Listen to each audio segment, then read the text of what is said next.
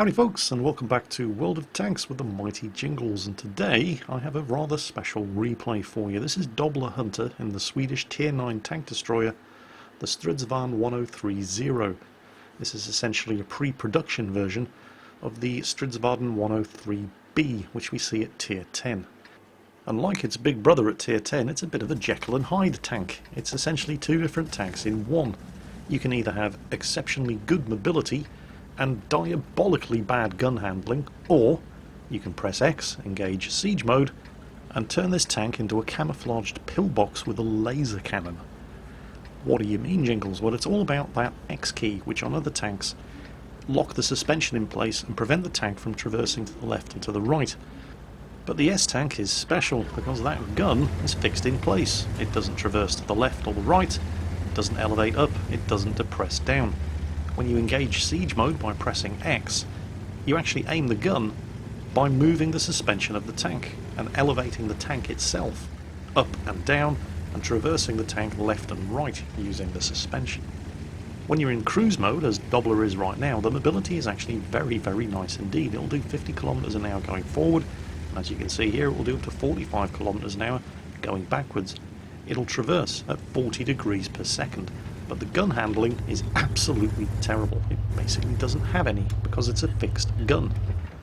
Press X, however, lock the suspension and engage siege mode, and this gun is absolutely fantastic. Aiming time of 1.2 seconds and 0.3 accuracy. It has a rate of fire of 7 rounds per minute, has 308 millimeters of penetration with its standard ammunition, which is APCR, and 350 millimeters of penetration with its premium ammunition. The price you pay for this exceptionally good gun handling in siege mode is absolutely terrible mobility. You can't move faster than 5 kilometers per hour when you're in siege mode. And that makes you a very inviting target for artillery if you get spotted. And that's why Dobler Hunter is camping at the back of the map here with the artillery, waiting to provide supporting fire for the heavies up front. Unfortunately, and this is where today's video is going to be somewhat controversial, he's not going to get to provide supporting fire to the heavies at the front because they're going forward and engaging the enemy tanks on the far side of the hill over there. Now, I have absolutely no doubt that several of you are going to make the point in the comments, and to be completely fair, it's a good point, that if Dobler hadn't played so passively right at the start of this game, he wouldn't have been in nearly as much shit as he finds himself later on towards the middle and the end of this game, and he wouldn't have had to carry nearly as hard as he ends up doing. And that's a very, very good point.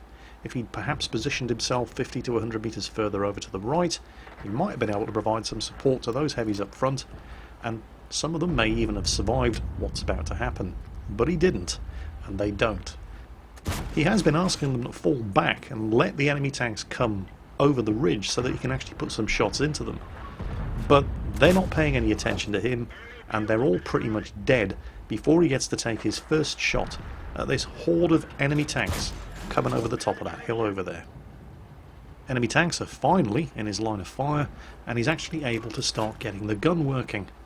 But there's nobody up there to spot them anymore because all of the friendlies up there are dead. And so these guys are not going to stay spotted forever. He's managed to take out a Centurion. He's put a couple of shots into one or two of the other tanks, but one by one they all disappear from view. It's great being a sniper, but you have to have somebody spotting targets for you. And because he played so passively at the start of the match, there's now nobody up there to spot the targets for him, and there's plenty of enemy tanks over there. He's there in chat asking artillery for help, but artillery aren't going to go out and spot the targets for you, Dobler. I mean, I know you don't want to. And for very, very good reason, which we'll come on to when we talk about the armour in this thing. Oh, WZ-111. There's a kill. Useful kill. Enemy Tier 9 heavy tank. But there's more of them out there. And a lot of them have 122mm guns. Like the IS-3 there. Now, I think he panicked slightly, clutched the trigger, and the shot went well wild, and that's going to give the IS-3, before he kills him, the opportunity to put a shot into him. Now, here's the thing about the armour of this tank, and its big brother at Tier 10 as well. It only has 40mm of frontal armour, however it is exceptionally well sloped. Now, that means that you can comfortably expect to bounce 90mm, and 100 and 105mm shells. But you're never going to bounce anything 121mm or higher because of the overmatch mechanics. You see, the simple version of the way the overmatch mechanics work is that if the caliber of the shell being fired at you is 3 times or more the thickness of the armour that it's going to hit, then sloping becomes irrelevant. It's always going to penetrate. And that's bad news if you have 40mm of armour, because 3 times 40 is 120. So anybody with a 121mm gun or bigger is going to penetrate the front of this tank regardless of the sloping. Now, who do we know in World of Tanks that like to use a lot of 122mm guns?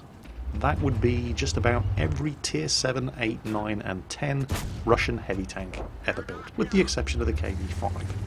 And okay, the top 107mm gun on the KV-4, but even the KV-4 is going to be using 122mm guns while it's grinding to unlock the 107. But that's alright, hardly anybody plays Russian heavy tanks, right? Oh, actually, yeah. That's a bit of a problem if you get spotted in this thing, because in a Tier 9 game of World of Tanks there are an awful lot of guns on the enemy team that are just going to lol pen you right through the front if you give them half the chance.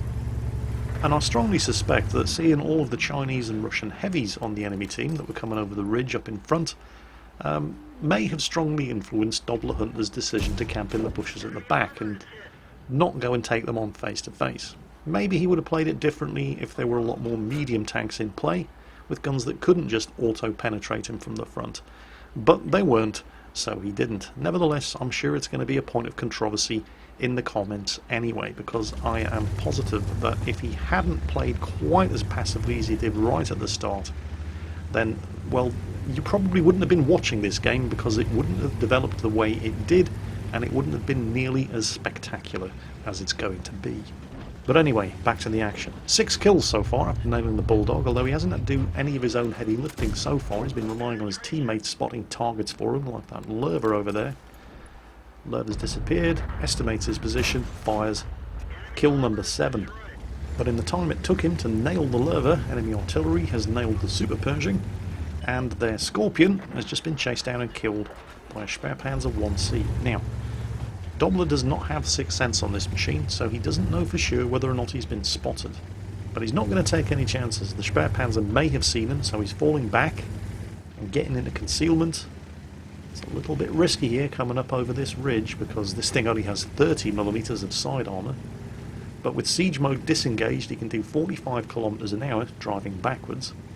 The only problem there, of course, is that in cruise mode like this, he has 0.4 accuracy and a 3-second aiming time. So if you want to hit anything with this thing, you have to be stationary and you have to have siege mode engaged. No shots came at him from the side, however. He's engaging siege mode, takes a shot at the Sperrpanzer, it's a critical, no damage. Sperrpanzer takes out the artillery, it's 6 against 1. Now it's 5 against 1, takes out the Sperrpanzer. There was a T-10 over there, but, well, he hasn't been seen since I'm pretty sure Doppler put a shot into him earlier. Somebody else on his team, one of his dead teammates, was pinging the map and saying, watch out, T-10 in that location. But, well, there was a T-10 in that location, but if he was still there, Doppler would have known about it by now, because a couple of 122mm shells would have ripped through his 30mm of side armour. So I think it's reasonably safe to guess that the T-10 has relocated elsewhere. Exactly where is anybody's guess. And the T-10 has one of those pesky 122mm guns. And that's really bad news. 1 against 5. 2 of them are artillery, however. There's that T-10. There's a Tiger 2. Whoa! Siege mode. Get the gun up. There he is. He actually bounced a shot from the T-10. The thing is, the front of the 1030, and he's tucking himself up against the rocks here because he knows that artillery is going to be incoming, doesn't want to get hit. There are a couple, they're not too big, but there are a couple of 60mm plates at the front, just either side of the gun. And the only way you're ever going to bounce a shot from a 122mm gun is if the shot hits one of those 60mm plates. And it was very unfortunate for the T10, although it would have been the only shot he got off because Dobler was going to kill him with one shot.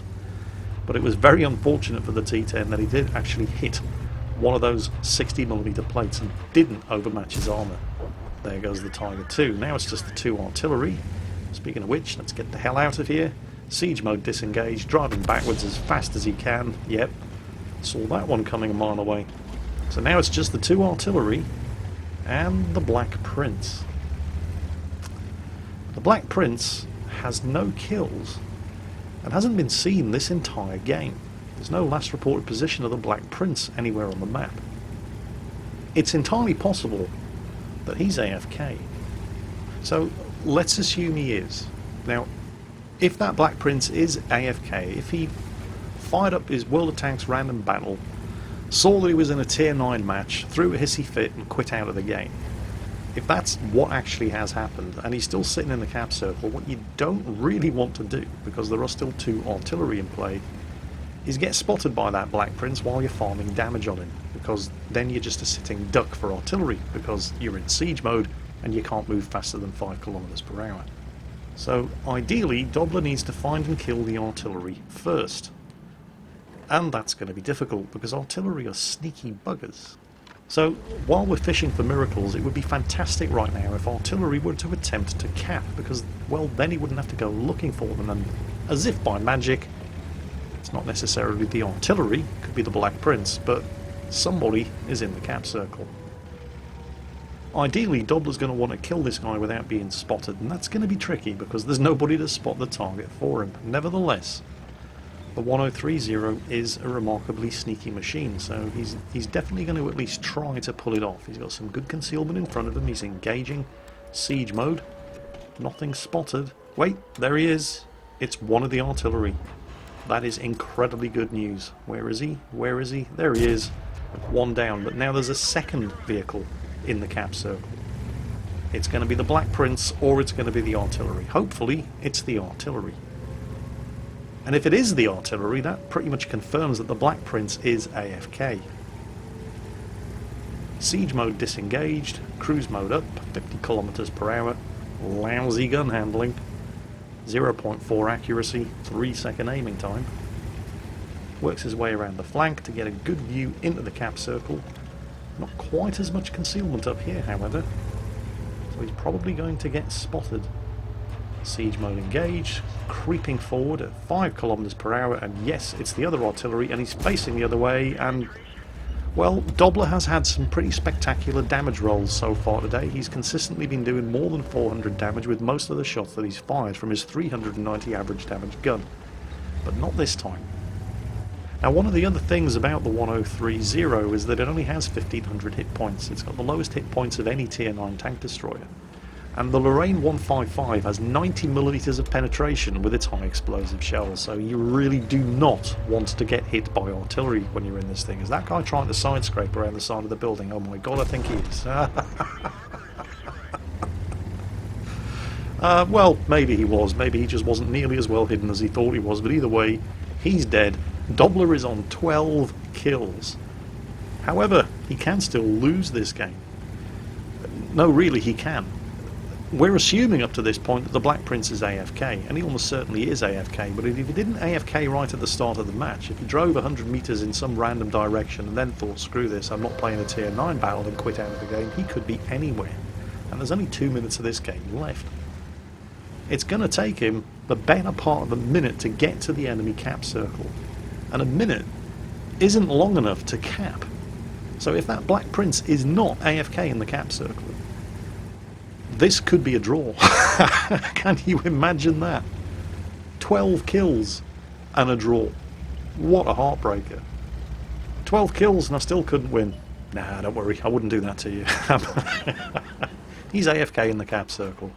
And unbelievably, 308mm of penetration, and he still manages to find somewhere on the front of the Black Prince where the shot bounces.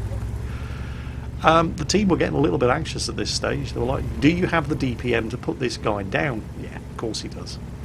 This thing fires 7 shots a minute. The Black Prince does not have that much health with 390 damage per shot, so he drives into the cap circle because, hey, why not farm some invader points while you're here? Engages siege mode, and then takes his time, putting shot after shot after shot right through the lower glacis of the Black Prince at point blank range. Yeah, that'll teach you not to go AFK. If it hadn't been for this Black Prince, the enemy team may have won. But he did go AFK for whatever reason, and that is 13 kills and a Kolobanov's medal for Dobler Hunter in the Stridsvagn 1030. Would the game have been even half as spectacular as it ended up being if he'd been less passive and a little more aggressive with his positioning right at the start of the match? In all honesty, probably not. Chances are he would have probably died along with everybody else on that flank, and I would never have seen this replay because it just wouldn't have been worth sending in. So I suppose for that reason you can be thankful that he did play as passively as he did right at the start of the match. Nevertheless, I'm sure that you're all going to have a thing or two to say about this match in the comments, and well, at the end of the day, that's what they're for, so knock yourselves out. What did you think of this battle? Nevertheless, either way, Dobler Hunter, thank you very much for sending this game in. I've seen a lot of World of Tanks replays, and it takes something special to keep me on the edge of my seat throughout a World of Tanks random battle, and this one definitely achieved that. So thank you for sending this one in. Everybody else, I hope you enjoyed it, and as always, take care, and I'll catch you next time.